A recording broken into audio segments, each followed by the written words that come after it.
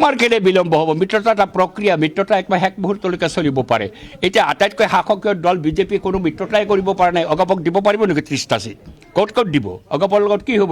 বিজেপিৰ BPFৰ লগত কি হ'ব UPPL সেইদিনালৈকে একেবাৰে মন্ত্ৰীসভাত আছে এতিয়াও আছে মন্ত্ৰীসভাত UPPLৰ লগত বিজেপিৰ কি হ'ব এইবিলাক ইছ্যু চেটেল হোৱা নাই আৰু বিৰোধী পক্ষত লাগি আছে আচল মূল যিসকল শাসনত আছে তেওঁলোকৰ মিত্ৰতা কি হৈছে তেওঁলোকৰ মিত্ৰতাটো হোৱা নাই আপোনালোকে প্ৰশ্ন কৰক হেমন্ত বিশ্ব শৰ্মাক কি কৈ দিয়ে তেওঁ হৈ যাব কথা হৈ গ'ল এতিয়াতো দেখা গৈছে কথা হ'লে নহয় এতিয়াতো AJPয়ে 30টা চিট বহি আছে বিভিন্ন জেগাত AJPৰ বিদ্ৰোহ হৈছে UPPL থাকিব নাথাকিব এই সিদ্ধান্ত এতিয়ালৈকে হোৱা নাই এই এছেম্বলি শেষ হোৱাৰ পিছত তেওঁলোকে সিদ্ধান্ত ল'ব BPFৰ লগত কেইটা আসনত তেওঁলোকে বুজাবুজি কৰিব কোনো ঠিক হোৱা নাই এতিয়াতো হেমন্ত বিশ্ব বিজেপি বিপদত পৰিছে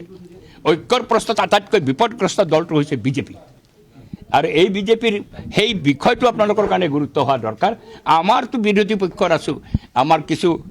আমি এটা সিদ্ধান্তত আহিছোঁ আমি বুজাবুজি কৰিম আজি BPFে কৈছে নেকি বিজেপিৰ লগত বুজাবুজি কৰিব আমিতো চবেই কৈছোঁ আমি কংগ্ৰেছৰ লগত বুজাবুজি কৰিম আসনক লৈ পেলাই ইফাল সিফাল হৈ আছে তেওঁলোকৰতো আসনৰ প্ৰশ্ন নহয় তেওঁলোকৰ মূল ভিত্তিটো থাকিবনে নাই একেলগে এই কথাটোতো তেওঁলোকে কোৱা নাই কৈছে নেকি BPFে থাকিব UPPলে কৈছে নেকি আমি বিজেপিৰ লগত থাকিম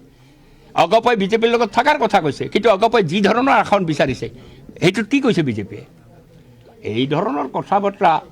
আমাক লৈ বেছি উদ্বিগ্ন হৈ থকাৰ প্ৰশ্ন নাই আমাৰ বুজাবুজিৰ সকলো কথা বতৰা শেষ হৈছে মাত্ৰ আসনক লৈ কিছু কথা বতৰা চলি আছে এইটো আমি সমাধান কৰি ল'ম আমি খুব অচিৰে সেইটো সমাধান কৰিম